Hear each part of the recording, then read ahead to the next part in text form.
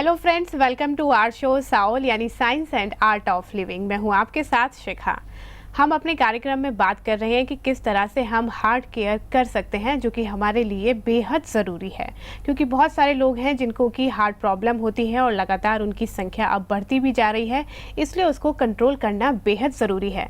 लेकिन कैसे आप जाने हार्ट के बारे में कि क्या क्या प्रॉब्लम है, किस किस वजह से ये प्रॉब्लम होती हैं। तो पूरी जानकारी देने के लिए हमारे साथ स्टूडियो में मौजूद हैं heart care and life style expert doctor Bimal Chhajer. Doctor साहब, welcome to the show. Thank you. Doctor साहब, देखिए, हार्ट प्रॉब्लम हो रही है तो डेफिनेटली उसका कोई कारण, उसका कॉज ज़रूर है, लेकिन क्या क्या कारण हो सकते हैं? कोई एक कारण तो होता नहीं है हार्ट प्रॉब्लम का, बहुत सारे कारण होते हैं।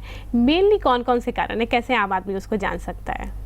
देखिए, पहले तो बता दूं हमारी टोटल प्रिंसिपल्स क्या है खाना वो जो हार्ट की बीमारी का केयर लेने का। पहले तो हम ये चाहते हैं हार्ट की बीमारी का कारण को हटाया जाए, और जैसे कि आप जानते हैं एक कारण से हार्ट की बीमारी होती नहीं है, मल्टीपल कारण हैं। इसको हम लोग बोलते हैं मल्टी फैक्टोरियल डिजीज़। जैसे सिंगल फैक्टोरियल डिजीज़ है मलेरिया, एक फैक्टर है मलेरिया जर्म्स, इसकी वजह से बीमारी हो गई है। पर हार्ट की बीमारी में एक कारण नहीं है, मल्टीपल कारण है। इसलिए हार्ट की बीमारी के जो ट्रीटमेंट है उसमें एक चीज़ को कंट्रोल करने से नहीं होगा, बहुत सारी चीज़ों को एक साथ कंट्रोल करना होगा, और इसलिए हर कारण को कंट्रोल करना बहुत ज़रूरी रहेगा। जी डॉक्टर साहब, कारण कौन कौन से होते हैं? आपने बोला कि हर कारण को कंट्रोल करना बहुत ज़रूरी है, तो बिल्कुल आपसे जानना चाहूँगी कि आप सारे कारण के बारे में बताएं। देखिए, एक बात बता दूं, ये सारे कारण हमारे डॉक्टर्स के लिए तो बहुत इजी है, इसी को लेके सालों साल बिता रहे हैं। जो आम आदमी है जिसको सारे कारण का एक साथ ट्रैक रखना बहुत मुश्किल हो जाता है, और उनके पास हमारे पास पेशेंट आते हैं कि डॉक्टर साहब वो कोलेस्ट्रॉल कंट्रोल है, वो कंट्रोल नहीं है, बीपी है, खाना है, हर चीज़ को कैसे करूँ। तो इसके लिए हम लोग ने एक नया चीज़ बनाया है, और जिसका नाम रखा गया है साउल सेफ्टी सर्कल। मतलब उस सर्कल के अंदर अगर आप रख लिया अपने आप को, तो हार्ट की बीमारी के सारे कारण आपको दिख जाएंगे। और जो सर्कल आपको चाहिए, आपको अगर ग्रीन सर्कल चाहिए, आपको येलो सर्कल चाहिए, रेड सर्कल चाहिए। रेड मतलब खतरा, और येलो मतलब ठीक ठाक, और ग्रीन मतलब एकदम सेफ। तो ये तीन साइकिल मैं आपको दिखाना चाहता हूँ। मेरे पास ये देखिए, आपके पास हमने बना के रखा हमारे साउल सेफ्टी सर्कल। ये आप एक देखिए, ये जो सेफ्टी सर्कल है इसमें सारे फैक्टर्स एक साथ इंक्लूड किया हुआ है। अगर कोलेस्ट्रॉल, ट्राइग्लिसराइड, वजन, ब्लड प्रेशर, शुगर, स्मोकिंग, और कितनी वॉक कर रहे हैं, कितने एक्सरसाइज कर रहे हैं, क्या खा रहे हैं, योगा कर रहे हैं, मेडिटेशन कर रहे हैं, तनाव, हर चीज़ को इसमें एक साथ इंक्लूड कर दिया है। तो एक आदमी अगर ये सेफ्टी सर्कल लेके बैठे तो उसको समझ आ जाएगा कि वो कितनी कंट्रोल कर पा रहा है, और एक पेंसिल लेके इसमें अगर ड्रॉ कर ले तो अपना पूरा चार्ट दिखने लग जाएगा। तो this is a wonderful way of controlling all the factors together. जी बिल्कुल डॉक्टर साहब, जैसे कि मैं भी देख पा रही हूँ कि बहुत ही आसान तरीके से आपने इसमें समझाया हुआ है साउल सेफ्टी सर्कल, कि अगर आप रेड में है, येलो में है और ग्रीन में है, तो कैटेगराइज बिल्कुल अलग हैं। इसमें कौन कौन सी चीज़ें किस लेवल पर होनी चाहिए, जो कि एक हार्ट पेशेंट को अपने आप को मेजर करने का बहुत आसान तरीका है। चलिए, कोलेस्ट्रॉल से शुरुआत करना चाहूँगी मैं। अगर 180 है, 150 है, 130 जो कोलेस्ट्रॉल है, 180 से 130 में किस तरीके से पेशेंट? देखिए, मेरे पास बहुत सारे लोग आते हैं जो 200 से ऊपर आते हैं, मतलब हमारे रेड कैटेगरी के भी बाहर है। हम लोग को कोलेस्ट्रॉल 180 से नीचे रख लेंगे तो आप रेड सर्कल में हैं, और 150 से नीचे आ गए तो आप येलो सर्कल में, और 130 से नीचे ले आए तो आप ग्रीन सर्कल में। तो मैं हार्ट के पेशेंट को बोलता हूँ आप ग्रीन सर्कल में ला दो। आपकी ब्लड टेस्ट करवा के जब कोलेस्ट्रॉल की रिपोर्ट देखोगे तो उसमें ग्रीन सर्कल हो जाना चाहिए, और ग्रीन सर्कल में आ गए तो कोलेस्ट्रॉल की तरफ से आप सेफ हो गए। जी डॉक्टर साहब, चलिए कोलेस्ट्रॉल के आगे बढ़ते हैं। अब बात आती है ट्राइग्लिसराइड की, जिसमें कि 160 पे रेड मार्क आ रहा है, तो क्या करे पेशेंट? ट्राइग्लिसराइड का मतलब आपको मालूम है, ट्राइग्लिसराइड का मतलब तेल का मात्रा ब्लड में कितना है। अगर तेल की मात्रा 160 के ऊपर है तब तो आप रेड के भी बाहर है, हार्ट अटैक होने के चांसेस बहुत ज़्यादा है।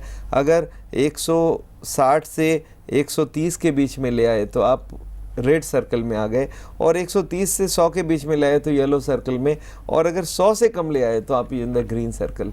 तो ये दोनों लाना एब्सोल्यूट ज़रूरत है, कोलेस्ट्रॉल 130 के नीचे, ट्राइग्लिसराइड 100 से नीचे। और डॉक्टर साहब, अगली बारी इसमें आती है कोलेस्ट्रॉल की HDL रेशो की, उसके बारे में किस तरीके से डिफाइन करें? देखिए, HDL को हम लोग बोलते हैं गुड कोलेस्ट्रॉल। ये गुड कोलेस्ट्रॉल हमारी बढ़ती कब है? जब हम मेहनत करते हैं, जब हम वॉक करते हैं, सिगरेट नहीं पीते हैं, टेंशन कम लेते हैं, तो ये गुड कोलेस्ट्रॉल बढ़ना ज़रूरी है, और कोलेस्ट्रॉल जो डिपॉजिट करती है उसको घटाना ज़रूरी है। इसकी एक रेशियो होती है, ये अगर आप 4 से कम ले आए तो आप सेफ्टी सर्कल के ग्रीन जोन में आ गए, और अगर आप 5 ले आए या 6 ले आए तो आप येलो और रेड में है, और 6 के ऊपर है तो फिर बहुत ही ख़राब बात है। मेरे पास लोग आते हैं 10 लेके आ जाते हैं, ये बोलते हैं डॉक्टर साहब 200 तो वो है और 20 ये है, मतलब 200 कोलेस्ट्रॉल है 20 HDL है, तो रेशियो 10 आ गई, तो उसकी तो हार्ट अटैक के एकदम फुल चांसेस हैं।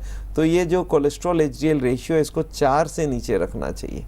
जी डॉक्टर साहब, गुड कोलेस्ट्रॉल के बारे में आपने बताया, साथ ही इसमें नेक्स्ट दिया गया है कि एक सिस्टोलिक बीपी जो कि 140 और अगर ग्रीन में पहुंचना है तो 120 होना चाहिए, इसको कैसे बैलेंस कर सकते हैं? देखिए, जब भी हम ब्लड प्रेशर चेक करते हैं 2 तरह की ब्लड प्रेशर आती है, एक सिस्टोलिक एक डायस्टोलिक। जी, मतलब एक तो जब हार्ट पंप करता है तब होता है, और एक जब हार्ट रिलैक्स करता है तब होता है। ये दोनों ही ब्लड प्रेशर हार्ट के लिए ख़राब माने जाते हैं, सिस्टोलिक ज़्यादा ख़राब माने जाते हैं। तो सिस्टोलिक प्रेशर अगर हाई हो तो वो ब्लॉकेज बनाने में बहुत मदद करता है, बहुत जल्दी स्पीड बढ़ा देता है ब्लॉकेज बनाने में। तो ये सिस्टोलिक ब्लड प्रेशर को कंट्रोल करना पड़ेगा। तो ये हमें 120 ही चाहिए अगर आप ग्रीन सर्कल में रहना चाहते हैं। येलो में रहेंगे तो 130 तक चलेगी, और 140 के ऊपर गए तो आप रेड सर्कल में भी क्रॉस कर गए। मुझे कोई भी हार्ट के पेशेंट को मैं बोलता हूँ भाई 120 के नीचे रखो सिस्टोलिक, और डायस्टोलिक 80 के नीचे रखो तो आप ग्रीन सर्कल में। डायस्टोलिक प्रेशर 80 और 90 और 100, ये 3 कैटेगरी है। 100 के ऊपर अगर डायस्टोलिक प्रेशर है, नीचे की प्रेशर, तो हार्ट के लिए बहुत ही ख़राब बात है।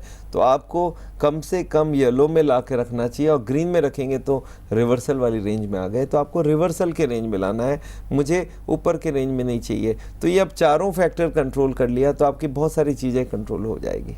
जी डॉक्टर साहब, और बीपी के बाद बारी आती है हमारी शुगर की, जिसके कि पेशेंट इंडिया में बहुत ही ज़्यादा हैं, जिसमें कि दिखाया गया है कि फास्टिंग शुगर है, साथ ही जो पीपी शुगर है, इसके बारे में किस तरीके से बताएंगे आप?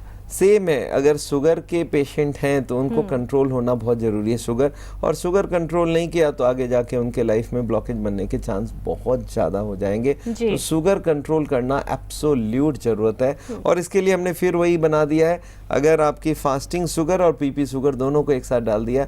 फास्टिंग शुगर अगर आपकी कम के तरफ है, अगर आप ग्रीन जोन में ले आए तो आपके लिए बेस्ट है। फास्टिंग शुगर मुझे 100 से कम चाहिए, और पीपी जो शुगर है वो 140 के कम चाहिए। अगर आप इन दोनों को ले आए तो आप तो बहुत सेफ में हो गए, और अगर ये बढ़ती जाएगी उतना आप येलो और ग्रीन में चले जाएंगे तो वो आपको अलाउड नहीं है। तो ये बात याद रख लीजिए, शुगर कैसे भी करो कंट्रोल करो, बट आप अपने ग्रीन सर्कल के 100 से कम फास्टिंग और 140 के कम पीपी ये अगर रख लेंगे तो आप फिर से सर्कल के अंदर आ गए, और ये सर्कल के अंदर लाना बहुत ही ज़रूरी है।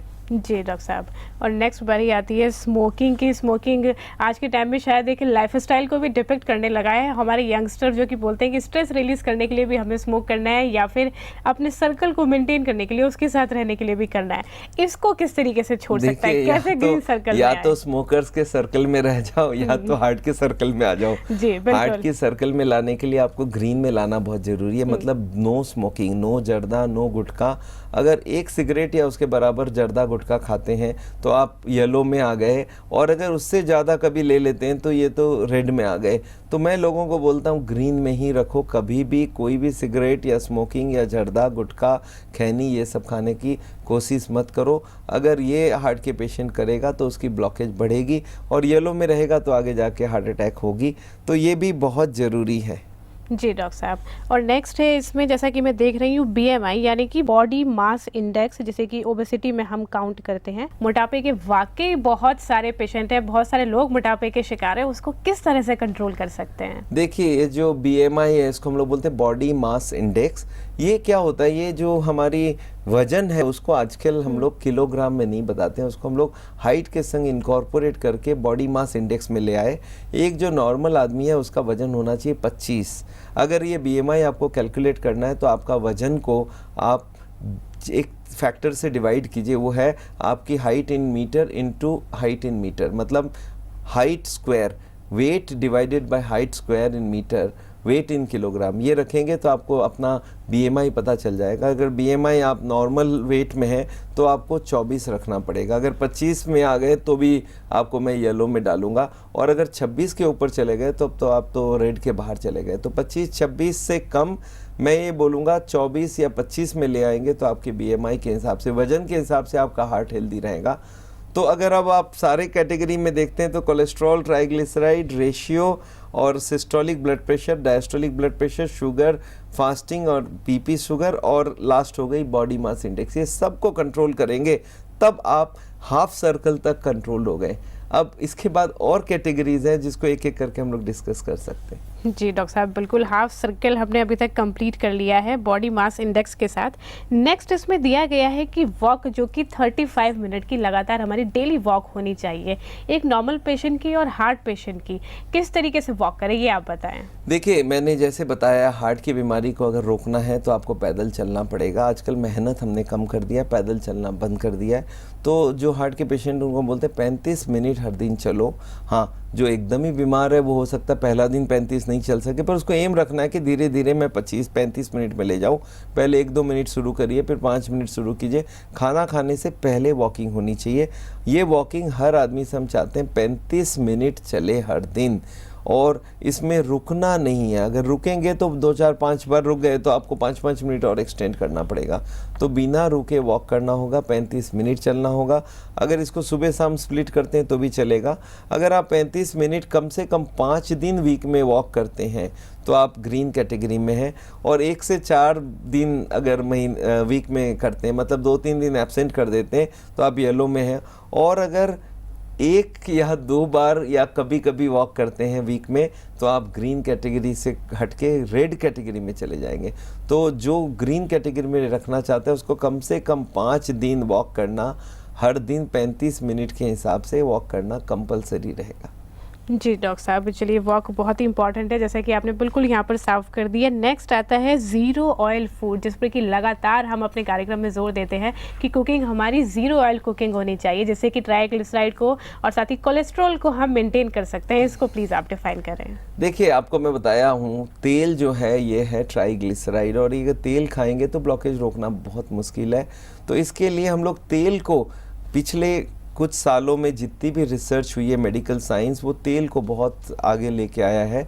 जैसे फ्रेमिंघम स्टडी है, जैसे multiple risk factor MR-FIT study है, ये लोग सब आजकल धीरे धीरे बता रहे हैं कि ट्राइग्लिसराइड बहुत इंपॉर्टेंट हो गई है। अभी एक लेटेस्ट स्टडी आई है, inter heart study, Salim Yusuf करके कनाडियन बहुत बड़े साइंटिस्ट हैं, उन्होंने भी ये बताया कि भाई ये सारे फैक्टर्स को सबको कंट्रोल कर दो तो 99% हार्ट अटैक के चांसेस ख़त्म हो जाते हैं। तो ये फैक्टर्स के बेसिस पे ये सेफ्टी सर्कल तैयार हुई है कि भाई आपको ज़ीरो ऑयल का खाना पड़ेगा। अगर आप हर दिन पूरा 100% ज़ीरो ऑयल खा सकते तो आप ग्रीन में आ गए। कभी कभी थोड़ी बहुत तोड़ दिया आपने कि भाई नहीं, मैं तो कभी कभी थोड़ा बहुत इधर खा लेता हूँ, तो येलो में। और अगर ज़्यादातर आप तेल वाला ही सामान खा रहे हैं हर ही दिन, तो फिर तो आप रेड में हो गए और रेड के बाहर हो गए। तो आपको हर दिन ज़ीरो ऑयल हर वक्त ये रखना होगा, और इसमें कोई ख़राबी है ही नहीं, क्योंकि बिना ऑयल के टेस्ट तो कुछ फ़र्क होना ही नहीं है। हमारी कुकिंग आप अगर जानते हैं, ज़ीरो ऑयल की कुकिंग में टेस्ट में कोई फ़र्क नहीं, क्योंकि मसाले सारे हैं, और मसाले सारे हैं तो आपको दिक्कत किस चीज़ का है। तो सारे मसाले डालो, उनको भूनो बिना तेल के, क्योंकि तेल का कोई टेस्ट होता ही नहीं है। तो ज़ीरो ऑयल एब्सोल्यूट ज़रूरत है हार्ट के पेशेंट्स के लिए।